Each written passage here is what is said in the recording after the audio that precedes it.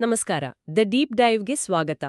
ತುಂಬಾ ವರ್ಷಗಳ ನಂತರ ವಿಜಯ್ ಮಲ್ಯ ತಮ್ಮ ಮೌನ ಮುರಿದಿದ್ದಾರೆ. ಹೌದು, ಇತ್ತೀಚೆಗೆ ರಾಜ್ ಶಾಮಾನಿಯವರ ಜೊತೆ ಒಂದು ಸುದೀರ್ಘ ಸಂದರ್ಶನ ಕೊಟ್ಟಿದ್ದಾರೆ. ಅದರಲ್ಲಿ ತಮ್ಮ ಮೇಲಿರೋ ಆರೋಪಗಳು, ಆಮೇಲೆ ಈ ಕಿಂಗ್ ಫಿಷರ್ ಏರ್ಲೈನ್ಸ್ ಹೇಗೆ ಮುಚ್ಚಿ ಹೋಯ್ತು, ದೇಶ ಬಿಟ್ಟ ಸಂದರ್ಭಗಳು, ಇದೆಲ್ಲದರ ಬಗ್ಗೆ ಅವರದ್ದೇ ವರ್ಷನ್ ಕೊಟ್ಟಿದ್ದಾರೆ. ಸೊ ಇವತ್ತು ನಾವು ಅದನ್ನೇ ಇಟ್ಟು ನೋಡೋಣ, ಅವರ ವಾದಗಳೇನು ಅಂತ. ಏಕೆಂದ್ರೆ ಇದು ಆಕ್ಚುಲಿ ನೀವು ಕೇಳಿರೋ ಕತೆಗಿಂತ ಸ್ವಲ್ಪ ಬೇರೆನೇ ಇದೆಯಲ್ಲ. ಖಂಡಿತವಾಗ್ಲು.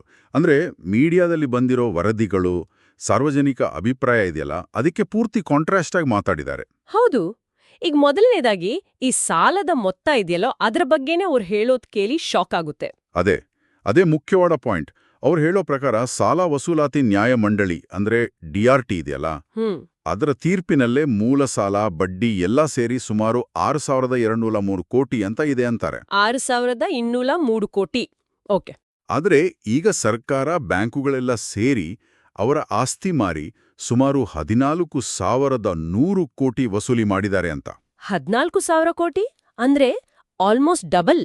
ಹೌದು, ಡಬಲ್ಗಿಂತ ಹೆಚ್ಚು. ಇದು ನಾನೇ ಹೇಳ್ತಿಲ್ಲ, ಭಾರತ ಸರ್ಕಾರದ ಹಣಕಾಸು ಸಚಿವಾಲಯದ ರಿಪೋರ್ಟ್ನಲ್ಲೇ ಈ ಅಂಕಿಅಂಶ ಇದೆ ಅಂತ ಅವ್ರು ಕ್ಲೇಮ್ ಮಾಡ್ತಾರೆ. ಹೌದಾ?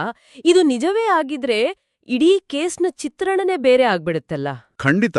ಅದರ ಜೊತೆಗೆ ಇನ್ನೊಂದು ಹೇಳ್ತಾರೆ, 2016ರಲ್ಲಿ ಅವರು ದೇಶ ಬಿಡೋದಕ್ಕಿಂತ ಮುಂಚೆನೆ ಹಲವು ಸಲ ಸೆಟಲ್ಮೆಂಟ್ ಮಾಡ್ಕೊಳ್ಳೋಣ, ಪೂರ್ತಿ ಸಾಲ ವಾಪಸ್ ಕೊಡ್ತೀನಿ ಅಂತ ಲಿಖಿತವಾಗಿ ಪ್ರಪೋಸಲ್ಸ್ ಕೊಟ್ಟಿದ್ರಂತೆ.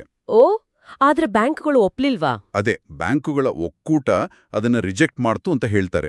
ಈ ಎಲ್ಲ ಲೆಟರ್ಸ್, ಡಾಕ್ಯುಮೆಂಟ್ಸ್ ಸುಪ್ರೀಂ ಕೋರ್ಟ್ ರೆಕಾರ್ಡ್ಸ್ನಲ್ಲಿದೆ ಅಂತಾನೂ ಹೇಳ್ತಾರೆ. ಇದು ಕೇಳೋಕೆ ವಿಚಿತ್ರ ಅನ್ಸುತ್ತೆ. ಬ್ಯಾಂಕುಗಳು ಯಾಕೆ ಒಪ್ಲಿಲ್ಲ ಅಂದ್ರೆ? ಅದಕ್ಕೆ ಕಾರಣಗಳು ಗೊತ್ತಿಲ್ಲ, ಆದ್ರೆ ಅವರ ವಾದ ಇದು.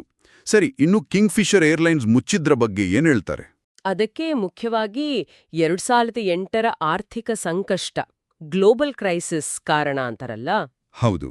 ಆ ಟೈಮಲ್ಲಿ ಅಂದಿನ ಹಣಕಾಸು ಸಚಿವರು ಪ್ರಣಬ್ ಮುಖರ್ಜಿಯವರು ಏರ್ಲೈನ್ ಸೈಜ್ ಕಡಿಮೆ ಮಾಡಬೇಡಿ, ಬ್ಯಾಂಕ್ಗಳಿಂದ ಸಪೋರ್ಟ್ ಕೊಡಿಸ್ತೀವಿ ಅಂದಿದ್ರಂತೆ.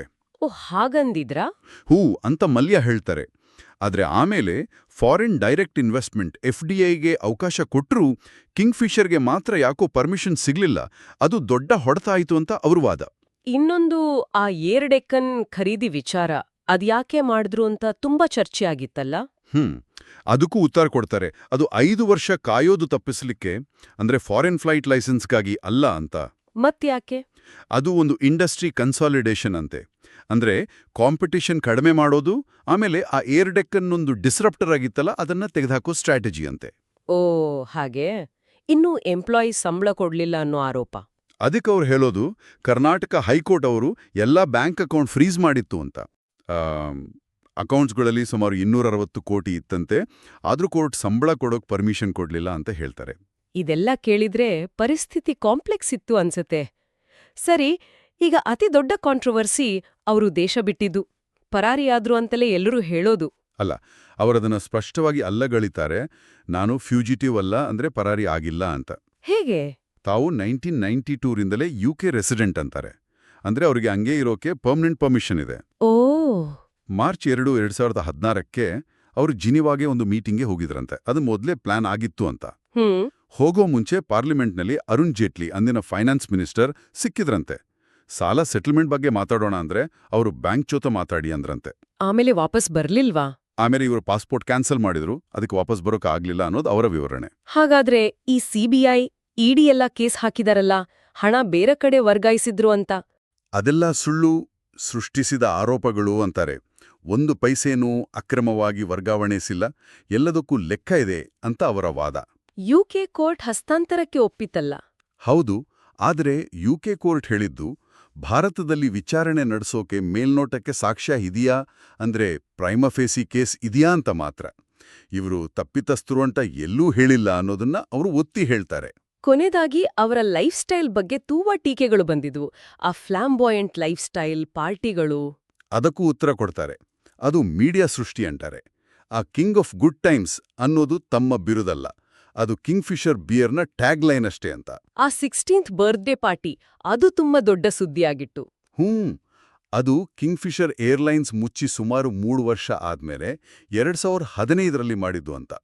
ಅದಕ್ಕೂ ಏರ್ಲೈನ್ಸ್ ಪ್ರಾಬ್ಲಮ್ಗೂ ಲಿಂಕ್ ಮಾಡೋದು ಸರಿಯಲ್ಲ ಅಂತ ಸಮರ್ಥಿಸ್ಕೊಳ್ತಾರೆ. ಒಟ್ಟಿನಲ್ಲಿ ಮಲ್ಯ ಅವರ ಈ ಇಂಟರ್ವ್ಯೂ ನಾವು ಅಂದುಕೊಂಡಿದ್ದಕ್ಕಿಂತ ಬಹಳ ಭಿನ್ನವಾದ ಒಂದು ಚಿತ್ರಣವನ್ನ ಕೊಡುತ್ತೆ.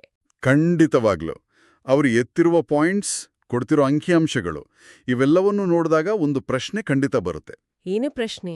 ಅವ್ರು ಹೇಳೋ ಪ್ರಕಾರ ಸಾಲಕ್ಕಿಂತ ಡಬಲ್ ದುಡ್ಡು ಆಲ್ರೆಡಿ ವಸೂಲಾಗಿದ್ರೆ ಮತ್ತೆ ಅವರು ಸಾಲ ತೀರಿಸ್ತೀನಿ ಅಂತ ಪದೇ ಪದೇ ಆಫರ್ ಕೊಟ್ಟಿದ್ದಕ್ಕೆ ಡಾಕ್ಯುಮೆಂಟ್ಸ್ ಇದ್ರೆ ಹಾಗಾದ್ರೆ ಅವ್ರ ಮೇಲಿರೋ ಈ ಆರ್ಥಿಕ ಅಪರಾಧಿ ಅನ್ನೋ ಹಣೆಪಟ್ಟಿ, ಈ ಕಾನೂನು ಕ್ರಮಗಳು ಯಾಕಿನ್ನೂ ಮುಂದುವರಿತಾ ಇದೆ? ಬ್ಯಾಂಕ್ಗಳು ಯಾಕೆ ಫೈನಲ್ ಸೆಟಲ್ಮೆಂಟ್ ಮಾಡ್ತಿಲ್ಲ?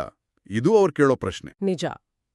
ಇದು ಖಂಡಿತವಾಗಿಯೂ ಯೋಚಿಸಬೇಕಾದ ವಿಷಯವೇ. ಅವರ ಮಾತುಗಳು ಕೇವಲ ಅವರನ್ನ ಸಮರ್ಥಿಸಿಕೊಳ್ಳೋ ಪ್ರಯತ್ನವೋ ಅಥವಾ ಇದರಲ್ಲಿ ಸತ್ಯಾಂಶ ಇದೆಯೋ ಅನ್ನೋದನ್ನ ಆಳವಾಗಿ ನೋಡ್ಬೇಕಾಗತ್ತೆ. ಹೌದು, ಇದು ಕಥೆಯ ಇನ್ನೊಂದು ಮಗ್ಗುಲನ್ನು ತೋರಿಸುತ್ತೆ. ಬ್ಯಾಂಕ್ಗಳ ಪಾತ್ರ, ಸರ್ಕಾರದ ನಿಲುವುಗಳು, ಮಾಧ್ಯಮಗಳ ವರದಿಗಳು ಎಲ್ಲದರ ಬಗ್ಗೆಯೂ ಯೋಚನೆ ಮಾಡೋ ಹಾಗೆ ಮಾಡುತ್ತೆ. ಖಂಡಿತ. ಸದ್ಯಕ್ಕೆ ಮಲ್ಯ ಅವರ ವಾದಗಳ ಈ ವಿಶ್ಲೇಷಣೆಯನ್ನು ಇಲ್ಲಿಗೆ ನಿಲ್ಲಿಸೋಣ. ಇದೊಂದು ಸಂಕೀರ್ಣವಾದ ಪ್ರಕರಣ. ಇದರಲ್ಲಿ ಇನ್ನೂ ಹಲವು ಆಯಾಮಗಳಿರಬಹುದು. ಮುಂದಿನ ಚರ್ಚೆಯಲ್ಲಿ ಮತ್ತೊಂದು ಆಳವಾದ ವಿಷಯದೊಂದಿಗೆ ಭೇಟಿಯಾಗೋಣ. ಧನ್ಯವಾದಗಳು. ಧನ್ಯವಾದಗಳು.